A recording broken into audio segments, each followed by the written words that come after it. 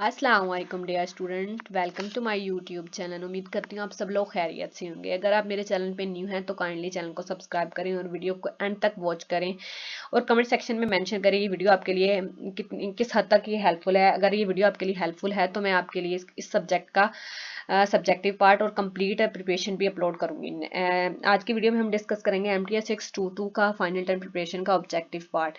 चलिए चलते हैं हमारे फर्स्ट क्वेश्चन की तरफ। फर्स्ट क्वेश्चन है rotational kinetic energy of disc. जो हमारे पास वो कह रहे हैं रोटेशनल काइनेटिक एनर्जी है वो किसके इक्वल होती है। तो देखिए हमारे पास जो काइनेटिक एनर्जी होती है 1/2 mv²। और जो डिस्क के लिए होती है वहाँ हमारे पास वो 1/2 इसका मूवमेंट ऑफ एनर्जी है। तो ये हमारे पास आ जाएगा 1/4 mv², यानी ऑप्शन नंबर ए इसका करेक्ट आंसर है। नेक्स्ट है हमारे पास वो कह रहे हैं the movement of energy of solid sphere. Solid sphere का जो वो कहते हैं having mass m and radius a।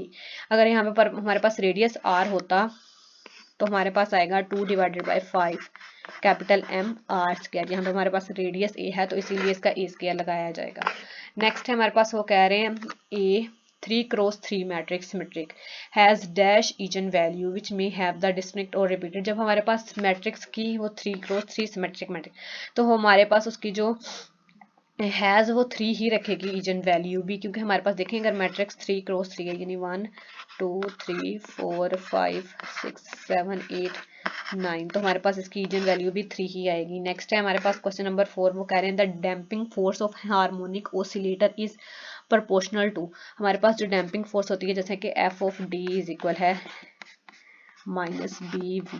तो ये हमारे पास ये BV है, ये तो उसकी प्रोपोर्शनैलिटी कांस्टेंट है, इन ऑपोजिट डायरेक्शन होती है। और ये हमारे पास डायरेक्टली प्रोपोर्शनल किसके होगा, वेलोसिटी के। इसका correct answer option number B है। नेक्स्ट है हमारे पास वो कह रहे हैं if a rigid body is rotating about a fixed point.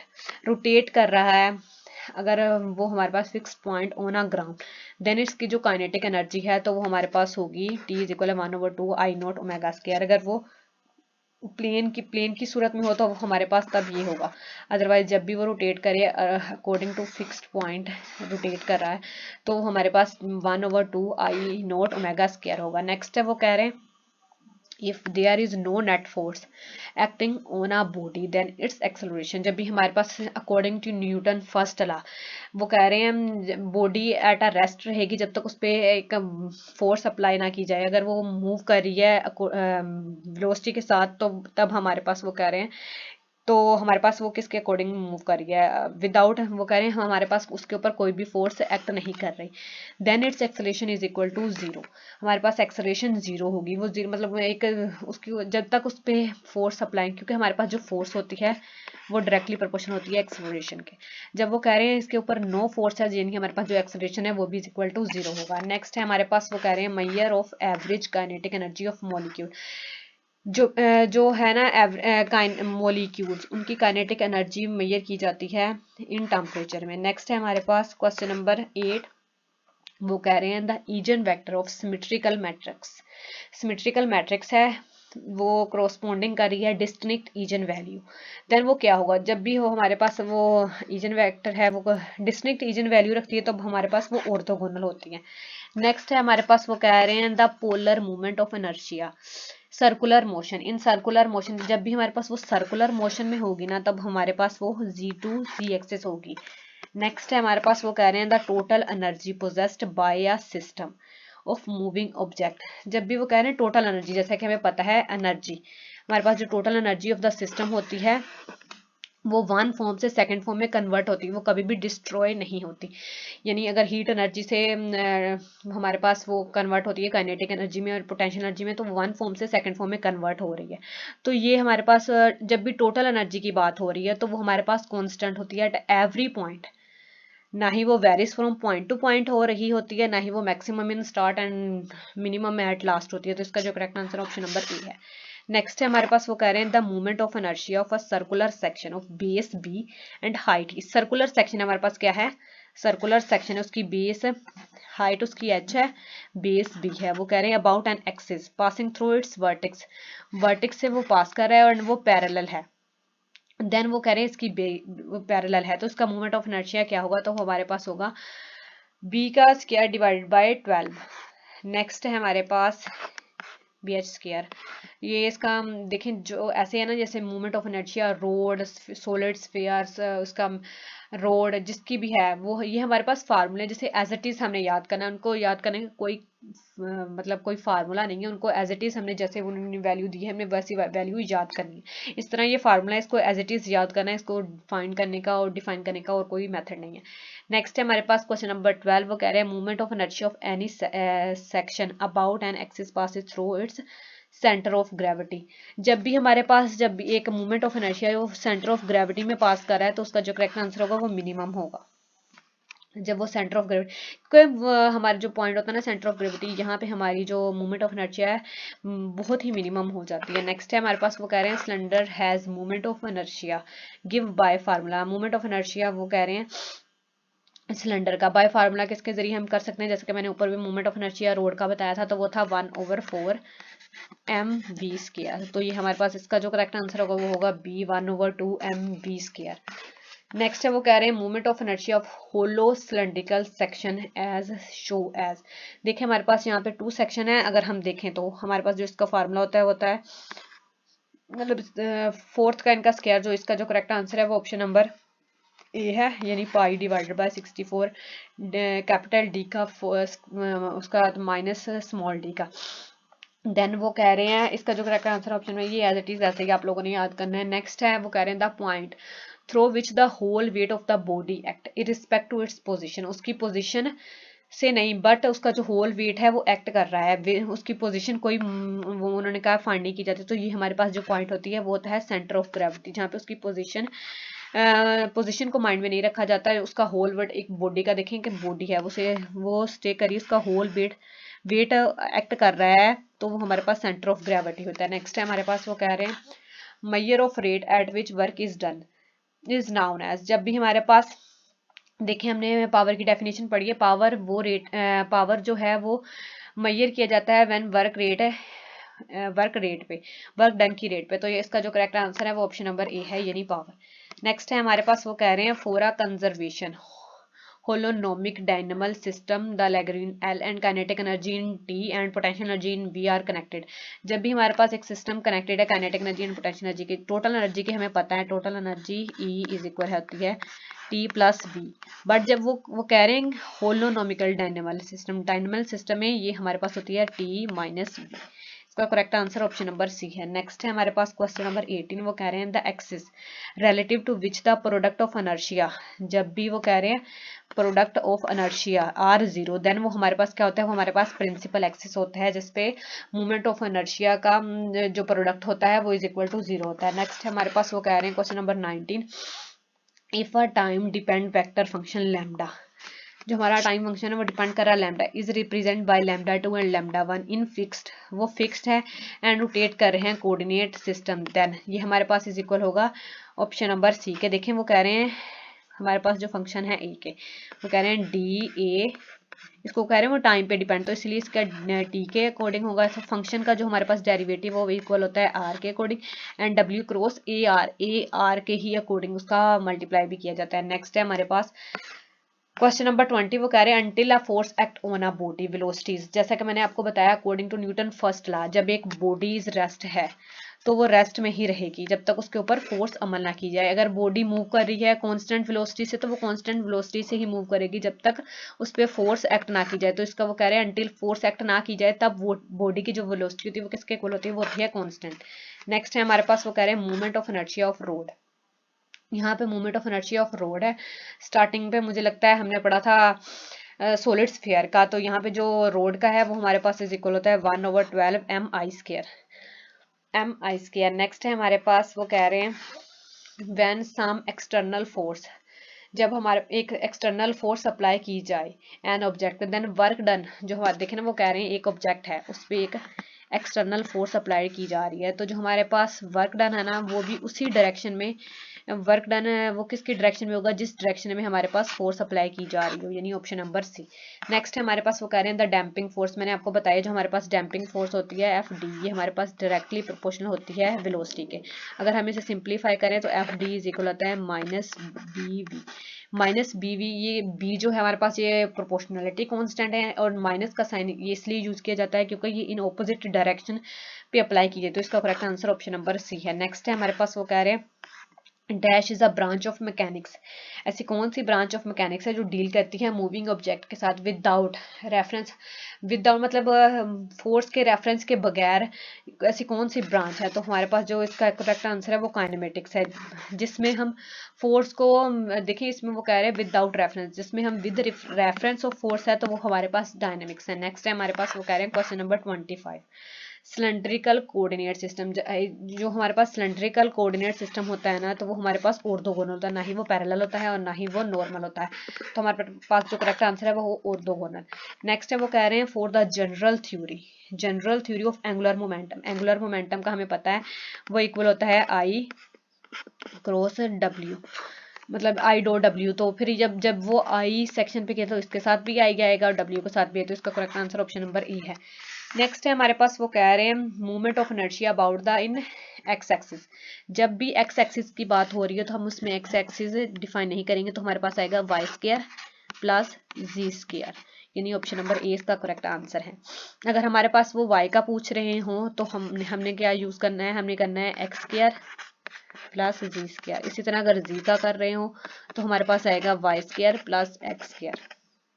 Next है क्वेश्चन नंबर 28, वो कह रहे हैं the rate of change of displacement.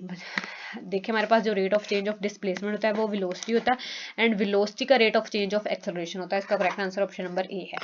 ये बहुत बेसिक डेफिनेशंस है इसके रिलेटेड। देखिए हमारे पास जो यहाँ पे ये बुक है बहुत ही इजी है, अगर हम इसे एज इट इज़ एक तो समझ के करें और जो इसके फार्मूले हैं वो एज इट इज़ याद करें, इससे आपकी काफ़ी हेल्पफुल होंगे। इसमें जो डेफिनेशंस है एमसीक्यूज में मोस्ट डेफिनेशंस की गई हैं, जो बेसिक डेफिनेशन जो हम स्टार्टिंग से पढ़ते आ रहे हैं, जैसे displacement, momentum, angular momentum, acceleration, force, ये सारे हमारा बेसिक नॉलेज है जो हम स्टार्टिंग से लेके आ रहे हैं। चलिए चलते हैं नेक्स्ट क्वेश्चन की तरफ। नेक्स्ट क्वेश्चन है the total momentum of a system of a mass is any in one direction remain constant. वो कांस्टेंट है unless act upon the external force.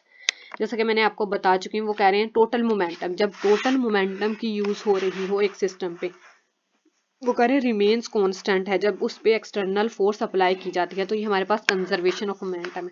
अगर यहाँ पे हमारे पास the total energy of system use की जाती है तो हम करते हैं कंजर्वेशन ऑफ एनर्जी। नेक्स्ट है हमारे पास होगा, क्योंकि कंजर्वेशन इसलिए वो कह रहे हैं वो तब तक कांस्टेंट है जब तक उसके ऊपर एक फोर्स अप्लाई नहीं की जा रही। नेक्स्ट वो कह रहे हैं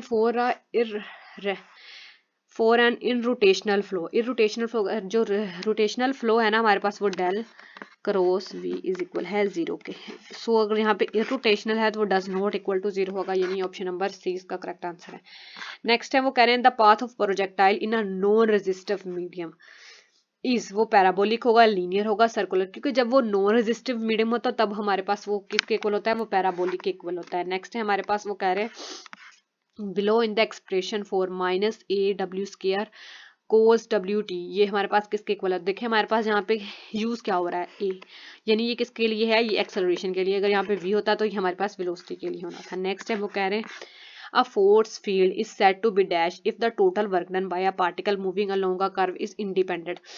वो इंडिपेंड हो पाथ के, बट वो डिपेंड कर रहा हो ओनली द एंड पॉइंट, तब हमारे पास फोर्स फील्ड किसके इक्वल होती है, वो हमारे पास वो कंजर्वेटिव होती है।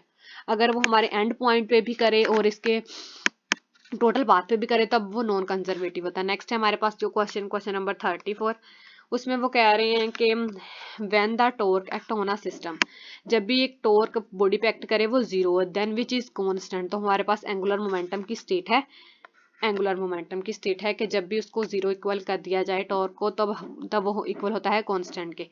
नेक्स्ट हमारा जो एंगुलर मोमेंटम होता है वो तब कांस्टेंट होता है जब इसके बॉडी के ऊपर अप्लाई करने वाला टॉर्क वो इज इक्वल टू 0।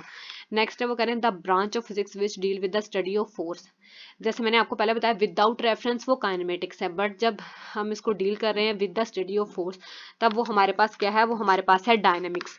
नेक्स्ट है हमारे पास क्वेश्चन नंबर 36, वो कह रहे हैं the angular momentum of a system of particle is conserve. देखें मैं आपको ये ऊपर भी ऐसी स्टेटमेंट बता के हटी हूँ कि हमारा एंगुलर मोमेंटम तब कंजर्व होता है जब इसके ऊपर जो अप्लाई करने वाला जो टॉर्क होता है एक्सटर्नल टॉर्क वो इक्वल टू हो जाए जीरो के। इसका जो करेक्ट ऑप्शन है वो यहाँ पे इन्होंने दिया नहीं तो इसलिए मैंने इस साइड पे मेंशन किया है। इसका है net external torque is equal to zero. Next है क्वेश्चन नंबर 37। वो कह रहे हैं if the box is made of uniform, जब वो यूनिफॉर्म मटेरियल के साथ बॉक्स को, हमारे पास एक बॉक्स है इसमें यूनिफॉर्म मटेरियल है, मतलब इसके हर सेक्शन में वो यूनिफॉर्म ही है। वो कह रहे हैं देन डेंसिटी मस्ट बी, जब हमारे पास वो यूनिफॉर्म है तो देन इसकी जो डेंसिटी होगी वो इज इक्वल टू कांस्टेंट होगी, ना ही वो जीरो होगी ना ही वो वन होगी, क्योंकि वो यूनिफॉर्म है। अगर वो यूनिफॉर्म ना होता तब इसकी वैल्यू जीरो एंड वन के हम बता सकते थे। नेक्स्ट टाइम वो कह रहे हैं the dimension of movement of inertia, जैसे कि हमें पता है मूवमेंट ऑफ इनर्शिया का मैस एंड एल स्क्वायर, इसका ये है, सॉरी ये गलत हो गया, इसकी मल्टीप्लाई थी एम एंड एल स्क्वायर, इसका सेकंड है। नेक्स्ट वो कह रहे हैं द आई यानी the movement of inertia of a circular section and of D diameter about its centroidal axis is given as. तब हमारे पास वो किसके इक्वल होगा, तो देखिए अगर हम यहाँ पे करें तो हमारे पास इसका जो है बेसिक फार्मूला है वो है पाई डी की 4 डिवाइडेड बाय 64, ये एज इट इज हमने ऐसे ही याद करना है। नेक्स्ट है वो कह रहे हैं movement of inertia of solid cylinder, solid cylinder का 1 divided by 2 M A square है, ये स्टार्टिंग पे भी था। और देखें वो नीचे हमने पीछे पढ़ा है रोड का वो था 1 divided by 12 M A square. इसी तरह इन सब की ये एज इट इज याद करनी है। नेक्स्ट है वो कह रहे हैं कि which of the following is I about G axis. देखें जी एक्सिस का मैंने आपको बताया था, जब भी जी एक्सिस का यानी हम जी को काउंट नहीं करेंगे X square plus Y square, तो इसका जो करेक्ट आंसर होगा वो होगा ऑप्शन नंबर बी। नेक्स्ट है वो कह रहे हैं movement of inertia of a body about its axis of rotation. Movement of inertia हमारे पास वो होता है एम, जैसा कि मैंने ऊपर अभी हमने इसकी की है तो इसकी डायमेंशन थी एम एंड एल का स्क्वायर, तो इसी तरह ये हमारे पास होगा एम एंड डी का स्क्वायर। नेक्स्ट है हमारे पास वो कह रहे हैं law of conservation of energy, उसको यूज किया जा सकता है as a condition of a conservation of force. Energy और देखिए एनर्जी भी कंजर्व्ड एंड फोर्स, क्या उसको ड्राइव करने के लिए यूज किया जा सकता है, ये फॉल्स है, ये कभी भी इसको यूज नहीं किया जाता क्योंकि एनर्जी एक डिफरेंट कॉन्सेप्ट है एंड फोर्स एक डिफरेंट कॉन्सेप्ट है। नेक्स्ट वो कह रहे हैं the maximum distance covered by oscillating body, एक ओसिलेटिंग बॉडी वो मैक्सिमम डिस्टेंस कवर करती है इन वन ओसिलेशन, तो वो हमारे पास क्या कहलाता है, वो हमारे पास एम्पलीट्यूड के इक्वल होता है, यानी ऑप्शन नंबर ए। नेक्स्ट है हमारे पास वो कह रहे हैं if the position of a vibrating mass at any time, तो हमारे पास ये इन्होंने इक्वेशन दी हुई है, जैसा कि हमें इसकी इक्वेशंस का पता है, ये हमारे पास होती है जो इसकी जनरल इक्वेशन है इज इक्वल है ए कोज 2 पाई टी ब्रैकेट के अंदर ये इसी के साथ है ओमेगा। अब देखिए अगर हम इसे कंपेयर करें तो ये इसके इक्वल है, यानी अगर 3 डिवाइडेड बाय 4 इज इक्वल है 2 पाई, तो ये इधर जाके मल्टीप्लाई हो जाएगा तो ये हो जाएगा 8 पाई डिवाइडेड बाय 3। इसका जो correct answer option number A है। इसी तरह इसे सोल्व किया है। अगर वो हमारे पास पूछ लेते इसका एक्सेलरेशन क्या है, यहाँ पे तो उन्होंने टाइम पीरियड पूछा है ना, अगर यहाँ पे हमारे पास पूछ लेते एक्सेलरेशन तो हम इसको इसके साथ करते हैं तो हमारे पास ए इज इक्वल आ जाता 20। नेक्स्ट है वो कह रहे हैं the force acting on a damped harmonic oscillator tend to, ये इंक्रीज करता है सक्सेसिव की ये डिक्रीज करता है, तो ये हमारे पास जो एम्पलीट्यूड होता है ये डिक्रीज करता है उसकी सक्सेसिव एलोकेशन की। नेक्स्ट है वो कह रहे हैं इन प्रोजेक्टाइल मोशन, एक प्रोजेक्टाइल मोशन में द एयर रेजिस्टेंस, जो एयर रेजिस्टेंस होती है वो कैन भी निगलेक्ट की जा सकती है, यस वो निगलेक्ट की जा सकती है, तो इसका ऑप्शन ट्रू है। नेक्स्ट वो कह रहे हैं for the conservative force field, हमारे पास उन्होंने फोर्स फील्ड दी है -2 IX फोर्स फील्ड, जैसे कि हमें पता है माइनस डेल वी, अगर इसको डेल वी करें यानी हमें इसे इंटीग्रेट करना पड़ना है, एंटी डेरिवेटिव इसका लिया जाना है -2 IX, अगर इसका डेरिवेटिव इंटीग्रेट करें तो ये हमारे पास -2 x का स्क्वायर डिवाइडेड बाय 2, ये 2 किसका कैंसिल, ये आ जाना है हमारे पास x स्क्वायर प्लस c, तो ये इसका correct answer option number C है। इसके अलावा भी कुछ एमसीक्यूज हैं जो मैंने आपके साथ डिस्कस करने हैं जो मोस्ट इंपॉर्टेंट है। ये एमसीक्यूज आपके लिए काफ़ी हेल्पफुल रहेंगे अगर आप इसे एज इट इज़ जैसे मैंने इन्हें आपको करवाया है बिल्कुल ऐसे ही अपने माइंड में रखें। अगर आप लोग इसको किसी देखें ना, मैंने आप लोगों को अगर जिस मेथड से समझाया अगर इससे रिलेटेड कोई भी एमसीक्यूज आपके पेपर्स में आ जाएँ तो आप उसे सोल्व कर सकते हैं। चलिए चलते क्वेश्चन की तरफ। क्वेश्चन है force that can expressed in term of potential energy function are called non conservative force. जब भी हम हमारे पास एक फोर्स मतलब फोर्स को किया जाए पोटेंशियल एनर्जी फंक्शन में, तो वह तब हमारे पास वो नॉन कंजर्वेटिव होती है। जैसा कि मैंने आपको बताया कंजर्वेशन ऑफ एनर्जी को हम से ड्राइव नहीं कर सकते कंजर्वेशन ऑफ फोर्स से। इसी तरह ही अगर इसको ड्राइव किया जा सकता तब ये कंजर्वेटिव होनी थी। अगर वो कह रहे हैं वो नॉन कंजर्वेटिव है देन वो ट्रू है। नेक्स्ट है हमारे पास क्वेश्चन, वो कह रहे हैं find the time period T. हमने टी फाइंड करना है, जैसा कि हमें पता है जो हमारे पास फ्रीक्वेंसी होती है वो 1/t होती है। इसी तरह अगर हम टी फाइंड करें टी इज इक्वल आ जाएगा 1/f। तो यहाँ पे हमारे पास f क्या है, वो 30 है, यानी 1/30। हमारे पास जो इसका करेक्ट आंसर आएगा वो आएगा 1/30, यानी ऑप्शन नंबर बी। नेक्स्ट है हमारे पास, वो कह रहे हैं the frequency of an oscillatory system is applied. जैसे कि मैंने अभी आपको फार्मूला बताया, एफ इज इक्वल है 1/t। नेक्स्ट है हमारे पास जो क्वेश्चन है, वो कह रहे हैं the restoring force of harmonic oscillator is a proportional to. यहाँ पे उन्होंने कहा है हार्मोनिक, जब वो कह रहे हैं हार्मोनिक एच हार्मोनिक ऑसिलेशन में प्रोपोर्शनल होता है डी के, यानी एक्स इज इक्वल है डायरेक्टली प्रोपोर्शनल है के डी इज इक्वल है वो हमारे पास, वो कह रहे हैं रिस्टोरिंग फोर्स डायरेक्टली प्रोपोर्शनल है एक्स के। ये देन हमारे पास ये इक्वल हो जाता है माइनस के एक्स। ये माइनस का साइन इसलिए यूज किया जाता है क्योंकि ये इन ऑपोजिट डायरेक्शन में यूज किया जाता है, यानी इसका जो करेक्ट आंसर है वो डिस्प्लेसमेंट है। नेक्स्ट है वो कह रहे हैं let 56 kilogram metre per second be a linear momentum of a system. And जो हमारे पास वो 4 है वो है velocity of a centre of mass, then total mass of the, जो टोटल मास है अगर करें हमारे पास जो लीनियर मोमेंटम डिवाइडेड बाय इसकी वेलोसिटी इक्वल है मास के। जैसा कि हमें पता है हमारे पास जो P इज इक्वल होता है m d। इसी से हम इसको ड्राइव किया है मैंने कि अगर हमने इसका टोटल मास फाइंड करना है तो हम इसको लीनियर मोमेंटम को डिवाइड कर देंगे वेलोसिटी पे। तो ये हमारे पास 56 है और ये डिवाइड बाय 4, तो अगर इसको हम डिवाइड करें तो ये 1 और 4, तो हमारे पास इसका जो करेक्ट आंसर आएगा वो आएगा 14 kilogram.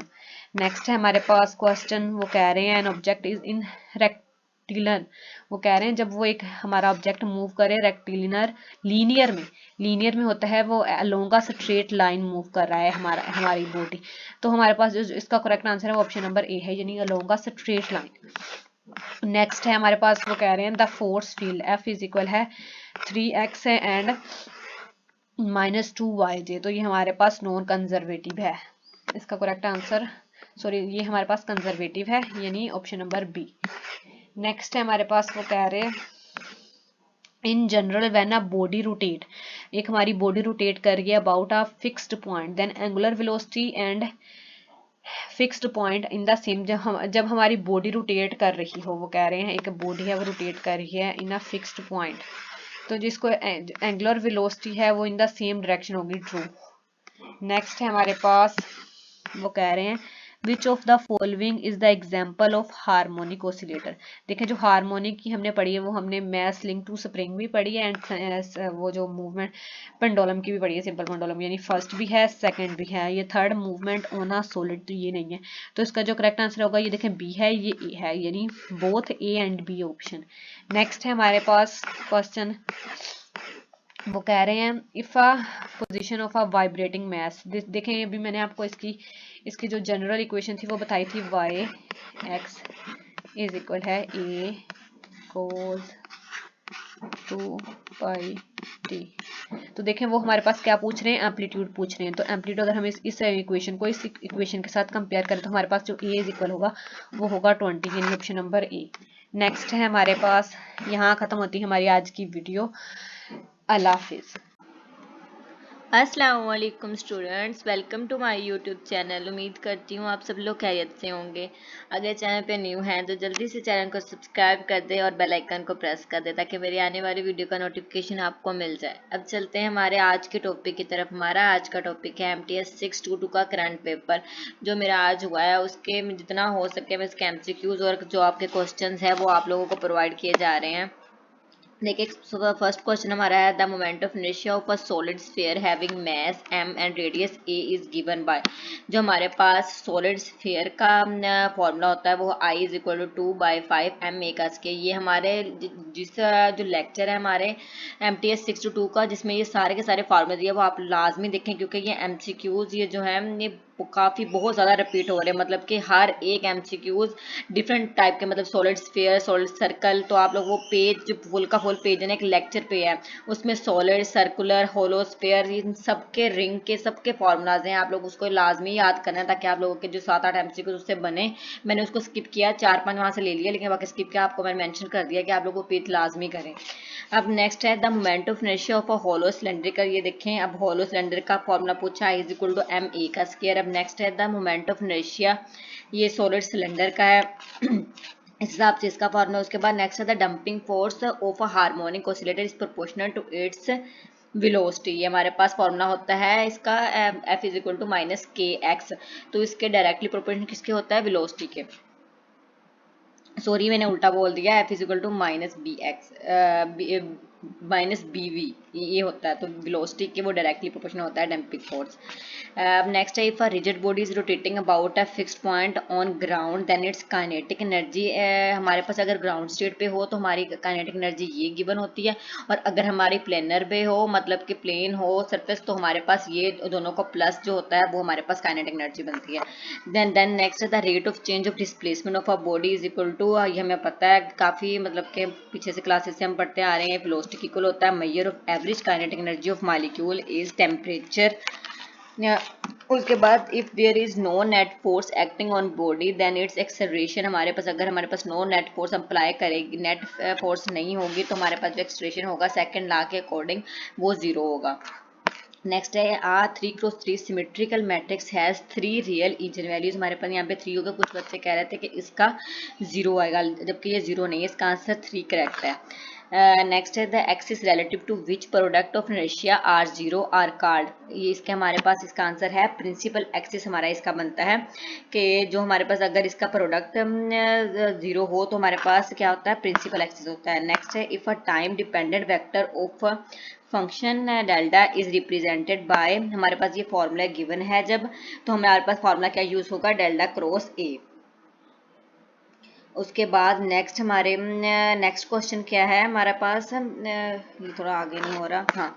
The polar movement of inertia of a circular section is about G axis पे हमारे पास इसका पोलर मूवमेंट ऑफ इनर्शिया बनता है सर्कुलर सेक्शन का। उसके बाद rotational kinetic energy of disc is, ये देखिए दोबारा फिर वही, ये हमारे काइनेटिक एनर्जी में जो हमारा फॉर्मूला था, इसमें अगर रोटेशनल लेंगे, रोटेशनल के लिए अलग और ट्रांसलेशनल के लिए हमारे पास दोनों का प्लस होता है, और रोटेशनल के लिए हाफ mv का स्क्वायर होता है। नेक्स्ट है the periodic time a particle with simple harmonic motion is directly proportional to displacement. इस पे वो फॉर्मूला था f is equal to minus K X, मतलब कि डायरेक्टली किसके होता है, डिस्प्लेसमेंट के डायरेक्टली प्रोपोर्शनल होता है, इनवर्सली नहीं होता।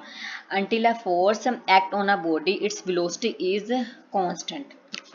नेक्स्ट है total amount of mass and energy together. जब दोनों हमारे इकट्ठे होते हैं तो ये हम दोनों कांस्टेंट होते हैं। The moment of inertia of a circular section of base B and height h, ये भी MCQ काफी इंपॉर्टेंट था, काफी बच्चों के रिपीट हुआ है, बी एच का स्क्वायर ओवर 12। अब नेक्स्ट है moment of inertia of thin road. जब हम थिन रोड के लिए लेते हैं 1/12, ये देखिए और काफ़ी वही फॉर्मूलाज यूज़ हो रहे हैं, आप लोगों को मस्ट करिएगा। कोई 10 से 12 हैं तो मिक्स होने वाले हैं, तो आप लोग लाजमी उसका सोल्यूशन भी नहीं, लेकिन आप लोग फॉर्मूला लाजमी याद करें, MCQ के लिए काफ़ी इंपॉर्टेंट है। नेक्स्ट है moment of inertia of any section about an axis passing through the centre of gravity. तो हमारे पास ये क्या होता है, मोमेंट ऑफ इनर्शिया मिनिमम होता है। If I is a unit tangent vector to a space curve C, then show that dt over ds is normal होता है, tangent नहीं होता है, normal to t होता है। In the absence of an external force, an object continue।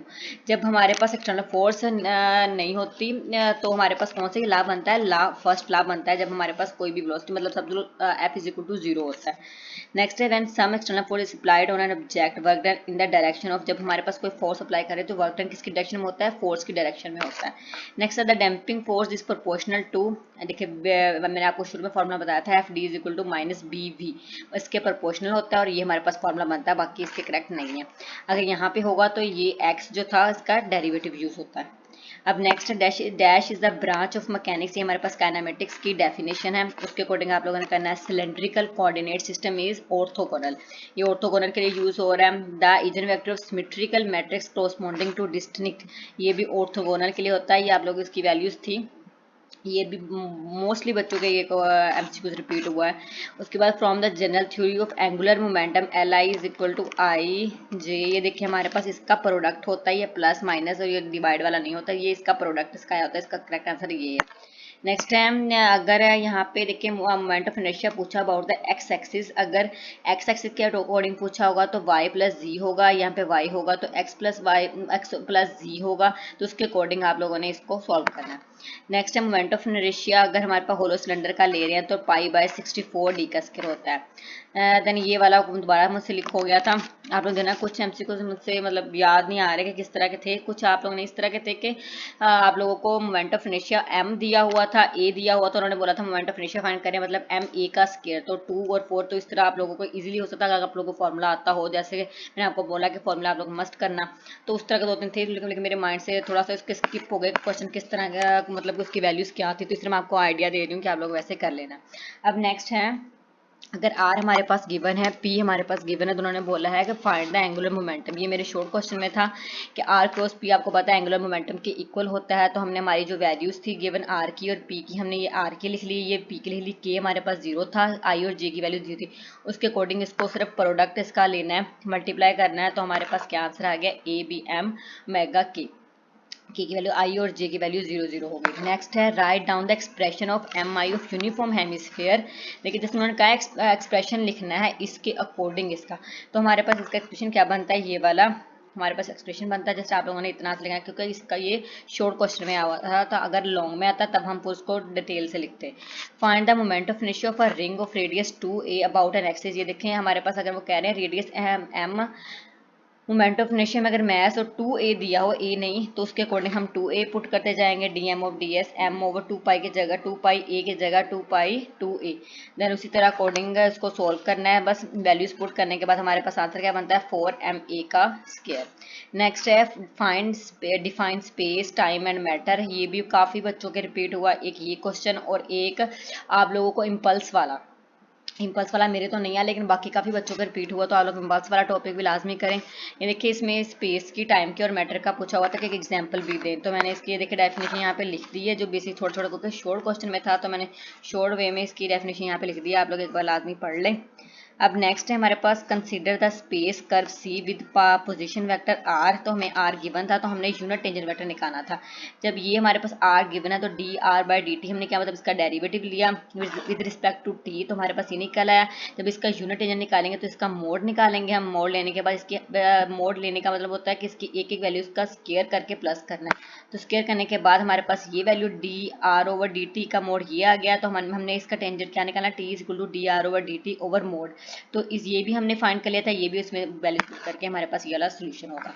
अब next है हमारे पास 6 क्वेश्चन, ये 6 थे शॉर्ट क्वेश्चन, और 6 क्वेश्चन हमारे पास है कि देखिए ओमेगा क्रॉस ए की वैल्यू, ये काफ़ी इंपॉर्टेंट है, ऑलमोस्ट हर बच्चे का ये क्वेश्चन आ रहा है, तो आप लोग देखिए सिंपल भी काफ़ी है। ओमेगा क्रॉस ए की वैल्यूज दी हुई है हमारे पास और D A over D R के भी वैल्यूज दी हुई है, तो हमने फाइंड करना है D A over D T हमने फाइंड करना है इन फिक्स्ड पॉइंट, तो हमने जब इनके पास फॉर्मूला लगाना है, ये वाला इसका फॉर्मूला है D A over D T, ये फॉर्मूला लगा के इसमें दोनों वैल्यूज पुट कर देनी है। वैल्यूज पुट करने के बाद आई वाली वैल्यूज एक साइड पे, जे वाली और के वाली एक साइड पे, इस तरह इकट्ठा कर देना है आप लोगों ने। अब नेक्स्ट है लॉन्ग क्वेश्चन, हमारे पास टी हमें गिवन था, और ये वाला जो लॉन्ग क्वेश्चन, ये जो टी वाला रेडियस ऑफ कर्वेचर है, ये भी ऑलमोस्ट हर बच्चे का रिपीटेड है, ये ऊपर वाला क्वेश्चन, ये वाला क्वेश्चन मस्ट है, हर बच्चे का आ रहा है, तो आप लोग ये लाजमी करेंगे। देखें टी हमारे पास गिवन था, हमने D T over D S निकालना था, तो इसको टी पे डिवाइड कर देंगे और डी एस को भी टी पे डिवाइड करेंगे, तो इस पर कोई इफेक्ट नहीं, हमारे पास D S over D T given है क्वेश्चन में, और D T over D T हमारे पास ये क्वेश्चन था, इसका हमने with respect to T derivative ले लिया, तो ये वाला हमारे पास सोल्यूशन निकल आया। ये निकलने के बाद हमने 10 पे इस पे डिवाइड कर दिया, तो हमारे पास ये चीज़ आती है। उसके बाद हमने इसका मोड लेके, क्योंकि इसका रेडियस कर्वेचर का मतलब ये इसका मोड लेना है, मोड लेके अंदर वाली वैल्यू इसका स्केयर लेंगे, स्केयर लेने के बाद हमारे पास 3/25 आ जाएगा। तो ये अब हम मेरे पास लॉन्ग क्वेश्चन में मुझे ये क्वेश्चन आया था। अब नेक्स्ट देखते हैं use the parallel axis theorem to find, हमने पैरेलल में सॉलिड सिलेंडर निकालना है। तो इसमें देखिए इसका फॉर्मूला क्या होता है, I A is equal to I C plus M A का स्क्वायर। आई सी जो हमारे पास ये इसकी सिलेंडर की में आई हमारे पास जो होता है वो एम हाफ एम ए का स्क्वायर होता है। तो ये वैल्यूज पुट की हाफ एम ए का स्क्वायर प्लस एम ए का स्क्वायर, देन उसके बाद इसको कॉमन ले लिया, 1/2 प्लस 2 3/2 इसका आंसर मतलब ये वाला एक्सप्रेशन निकला है। अब नेक्स्ट 3 क्वेश्चन है हमारे पास, फाइंड द वर्क डन, हमने फाइंड करना v1 v2 दिया हुआ है, नेचुरल वेलोसिटी और फाइनल वेलोसिटी m दिया हुआ है। तो हमारे पास फॉर्मूला इसका बनता है, देखिए वर्क डन को हम काइनेटिक एनर्जी की कुल लिख सकते हैं, लेकिन यहाँ पे इनिशियल और फाइनल है तो हाफ एम v2 का स्क्वायर माइनस एम v1 का स्क्वायर।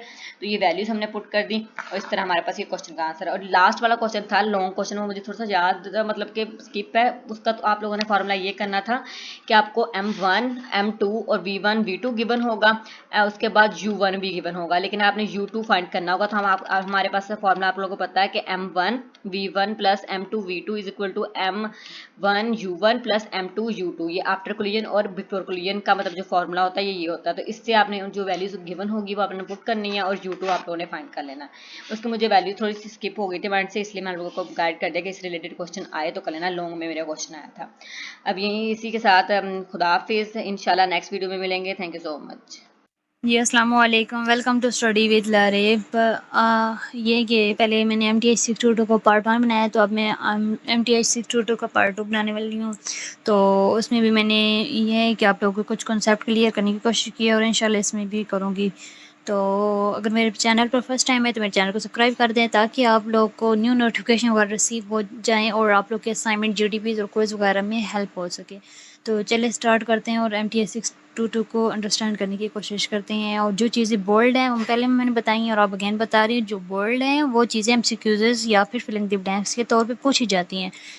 तो the theorem called Euler theorem, इसको ऑयलर थ्योरम बोलते हैं। The fundamental in the motion of a rigid body, जो ऑयलर थ्योरम होता है उसकी हमेशा फंडामेंटल जो होता है वो रिजिड बॉडी होता है, ठीक है। और ये है कि रोटेशन ऑफ रिजिड बॉडी, मतलब जब किसी रिजिड बॉडी को रोटेट किया जाता है अबाउट अ फिक्स पॉइंट, किसी फिक्स पॉइंट पे on the body of equivalents, तो क्या हो जाती है, बॉडी इक्वलेंस हो जाती है। तो ये चीज़ MCQs में पूछी जा सकती है कि इक्वलेंस से पैरेलल है, अनपैरेलल है या फिर परपेंडिकुलर है। तो आप लोगों ने इक्वलेंट्स लगानी है, ठीक है। इन rotation about which pass through the point, तो वो कहाँ से वो मतलब वो उसमें पॉइंट के अंदर से पास हो जाती है। The line of reference referred to the two is called the instantaneous axis of rotation. Rotation can be consider of finite और इनफाइनाइट हो सकता है। रोटेशन जो है वो फाइनाइट भी हो सकता है और इनफाइनाइट भी हो सकता है। Finite rotation can not be represent vector, जो फाइनाइट होगा ना हमेशा वो इनफाइनाइट वो वेक्टर से कभी भी रिप्रेजेंट नहीं होगा और उस पर कम्यूटेटिव ला हमेशा फेल हो जाता है। फाइनाइट लेक्चर में जो होता है वो फाइनाइट रोटेशन पे वेक्टर कभी भी नहीं होगा, ठीक है, और कम्यूटेटिव ला भी फेल हो जाएगा। ये बात, ये कॉन्सेप्ट अपने माइंड में रख लें। Infinite rotation can B represent by vector, जो इनफाइनाइट होता है, इनफाइनाइटेजियम होता है, वो वेक्टर से रिप्रेजेंट होता है और फाइनाइट नहीं होता। Clash theorem state the most general rigid body और डिस्प्लेसमेंट, और इसकी क्लैश थ्योरम की एग्जांपल है ऑयलर थ्योरम, ठीक है। और product of a translation along line is called square axis followed or represented by rotation about the line. The rigid body has 6 degrees of freedom. कितनी degrees हैं? 6 degrees, ये देखें। और by Euler theorem 3 of the associated with the poor rotation. The remaining 3 must be associated with translation. To describe the general motion of rigid body, think of the general motion of translation to a fixed point O. एक fixed point O पे होता है, the body of point O prime following the rotation about an x axis और prime. और फिर है kinematics आ जाते हैं। तो काइनेमेटिक्स ब्रांच ऑफ मैकेनिक्स, तो ये मैकेनिक्स की एक ब्रांच है। Deal with the moving of subject object with reference with the force of which causes the motion. तो जो काइनेमेटिक्स है वो मैकेनिक्स की एक ब्रांच है जिसको मूविंग ऑफ ऑब्जेक्ट के साथ डील किया जाता है और उसको मोशन भी कहा जाता है। सम फीचर ऑफ रिजिड बॉडी और मोशन, तो क्या होगी? Displacement, position, velocity. काइनेमेटिक्स में जो रिजिड बॉडी के जो हैं फीचर कौन से हैं? Displacement, position and velocity. ये शॉर्ट क्वेश्चन में चीज़ पूछी जा सकती है। Linear velocity and angular velocity भी आ जाती है। Linear acceleration and angular acceleration और मोशन ऑफ रिजिड बॉडी। तो ये सारी चीज़ें रिजिड बॉडी की फीचर हैं। अगर आ जाए कि explain feature of rigid body, तो आप लोग ये लिख सकते हैं displacement, velocity, position, linear velocity या फिर एंगुलर वेलोसिटी भी उसे बोल सकते हैं, और लीनियर एक्सेलरेशन या फिर एंगुलर एक्सेलरेशन और मोशन ऑफ रोटेशन जिसको ट्रांसलेशन ऑफ रोटेशन भी बोल सकते हैं। In space this is closely related to the concept of the position point, तो इसको क्या बोलेंगे? पोजीशन या फिर direction and displacement. Measure in the space of involves two concept of the length of a distance with the same assume familiarly। Unit of the length, जो unit of length है वो क्या हो सकता है? फीट, मीटर, माइल्स, इस तरह आ सकते हैं। Unit of length are mile या फिर इस मतलब तीन आएंगे ना, या फिर एक भी आ सकती है। तो आप लोग फीट भी हो सकता है, ये मीटर्स भी हो सकता है और माइल्स भी हो सकता है। ये ऐसे होंगे। आप लोगों ने पहले फीट होगा पक्का, फिर मीटर्स और फिर माइल्स ऐसे लगाने एक सीक्वेंस में। In time of concept derived from the experience of having one event taking place after before simultaneous with another event। Unit of the time or a second। Unit of time क्या हो सकता है? Length क्या हो सकती है? Feet, metre, miles. और time क्या हो सकता है? सेकंड और ईयर्स। तो पहले सेकंड्स आते हैं, फिर आवर होते हैं, फिर ईयर्स होते हैं। और लेंथ जो है वो भी पहले फीट होते हैं, फिर मीटर्स होते हैं और फिर माइल्स होते हैं। तो ये आप लोगों ने सीक्वेंस याद रखना है और कॉन्सेप्ट इसका क्लियर रखना है। In meter physically object of a compose of a small bit और अ मीटर। तो ये मीटर जो है इन फिजिकल ऑब्जेक्ट होता है ऑफ अ कॉन्सेप्ट कंपोज जिससे किया जाता है स्मॉल बिट ऑफ मीटर। किससे किया जाता है? स्मॉल, छोटे से बिट ऑफ मीटर से। such as atoms and molecules। हाँ, measure of a quantity of meter, जो quantity of meter है वो measure की जाती है। associate with the particle is called mass, तो उसे mass बोलेंगे। यूनिट ऑफ मास क्या होता है? पहले हम लोगों ने यूनिट ऑफ लेंथ, फिर यूनिट ऑफ लेंथ के बाद हम लोगों ने टाइम, और टाइम के बाद यूनिट ऑफ मास पढ़ने हैं। तो क्या होगा? यूनिट ऑफ मास आ रहा grams and kilograms. Unless otherwise stated, we shall assume that the mass of a particle does not change। क्या होता है? चेंज नहीं होता with time। Unless otherwise stated, we shall assume that the mass of does not change over time। When a moving a particle on a single straight line, the motion is said to be a rectilinear।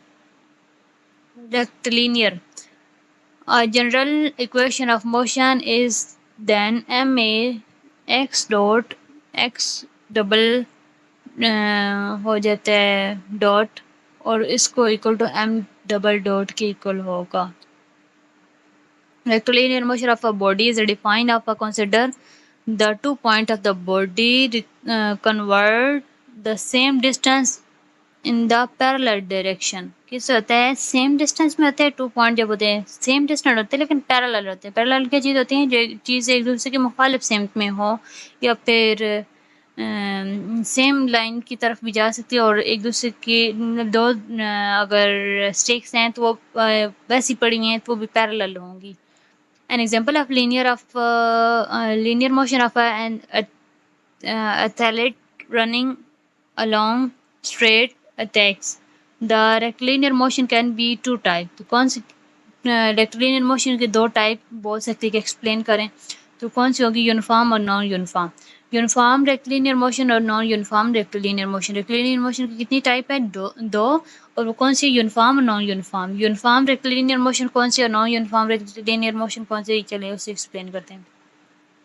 Uniform rectilinear motion is a type of motion it is in which the body move with uniform velocity और zero acceleration. जिसको velocity uniform velocity के साथ move करते हैं और zero acceleration होता है. Non uniform rectilinear motion is such a type of a motion which variable velocity. उसमें यूनिफॉर्म वेलोसिटी और इसमें वेरिएबल वेलोसिटी और अ नॉन एक्सलरेशन. इसमें ज़ीरो होता है और इसमें नॉन ज़ीरो होता है. Uniform acceleration rectilinear is a special of a non-uniform rectilinear motion along with line is that which is motion in uniform acceleration motion. Uniform acceleration motion is a type of motion in a which acceleration of object change equal moment of every equal interval of time.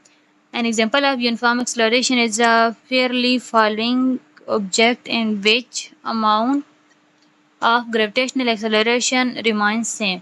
और इसका है formula है F is equal to mg uniform का. Uniform acceleration F is equal to mg. The motion of a particle is a curved path and a curvilinear motion. A stone thrown into a air at an angle. जो एक पत्थर फेंका जाता है वो एक angle से फेंका जाता है. कर्व ऑफ पाथ से यही होता है ना, ये कर्व बना रहता है पाथ. कोई भी एक पत्थर फेंकते हैं तो एक कर्व बनाता है तो उसका डिस्टेंस फाइंड करें. समटाइम ऐसे आ जाता है या उसने कितना टाइम वगैरह लिया है तो ये इस टाइप आ जाते हैं question. Linear motion is describe the motion of moving particle is confirm to no or a fixed curve by the study of the such motion involves use of two coordinate system. The first being planar motion of a cylindrical motion. फिर tangential और normal unit vector usually et और en respectively. इसको इस चीज़ से denote किया जाता है E T से या फिर ई एन से डिनोट किया जाता है. वो टेंजेंट या फिर नॉर्मल वेक्टर होता है. Velocity of a curvilinear motion होती है v is equal to D S by D T. E T के इक्वल होता है और वेलोसिटी ऑफ क्लेवलिनियर मोशन की जो है वो v is equal to V T की इक्वल होता है. एक्सेलरेशन ऑफ क्लेवलिनियर मोशन जो है वो A is equal to d square s divided by dt square et plus ds by dt divided by p e n के बराबर है. We have already learned A is equal to t dv by dt plus v by n. Example of linear motion. A stone through an air. जब linear motion कौन सी example है कि पत्थर हवा में फेंका जाए तो वो एन एंगुलर होता है या फिर a car driving along a curved road. तो कार को ये कोई कर्व रोड में ड्राइव की जा सकती है. throwing paper airplane और paper arts is an example of a curvilinear motion. तो किसी पेपर पे कोई आर्ट किया जाता है डार्ट्स पेपर पे कोई आर्ट वगैरह बना दिया जाए तो वो भी होगा इसकी example. E1, 2 and E3 is a multiply perpendicular to the cylindrical coordinate system is orthogonal. Introduction of project है प्रोजेक्टाइल. तो इसका लॉन्ग क्वेश्चन में अक्सर ये पूछा जाता है और इसका क्या है m is equal to D square R by D T. और ये नॉन लीजिबल होता है और एयर डिस्टेंस होती है. फ्री फाइलिंग बॉडी होती है इसकी और और वीडियो काफ़ी लंबी हो रही है, तो चलें किसी और वीडियो में फिर, या फिर मैं एक और वीडियो बना देती हूँ।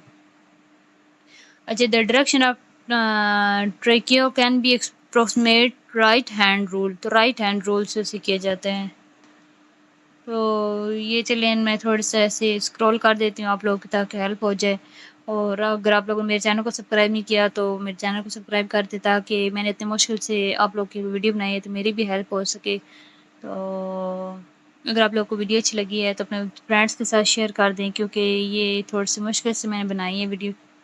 और अल्लाह पाक आप लोगों को भी कामयाबी अता फरमाए और मुझे भी।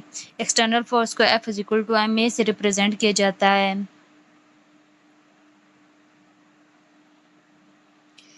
मैं आप लोग को कुछ ऐसे शो करा देती हूँ, आप लोग वीडियो को स्लो करके तो, या फिर पुश करके तो देख लेना।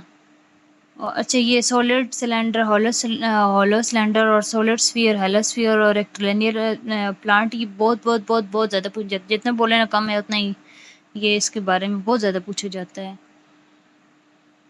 थिन रॉड के अबाउट पूछा जाता है। ट्रेंगुलर लेमा, राइट सर्कुलर कौन जो होती है उसके अबाउट पूछा जाता है।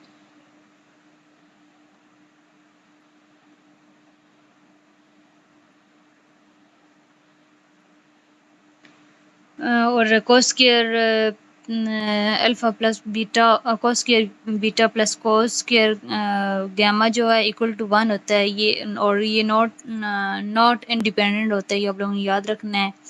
और in other word of resume vector E specific is the this component of, इसको यूनिट वेक्टर बोलते हैं। तो थैंक्स फॉर वाचिंग, अल्लाह हाफिज़। मुझे भी अपनी दुआ में याद रखना, ताकि मेरा भी पेपर अच्छा हो जाए और आप लोगों को भी।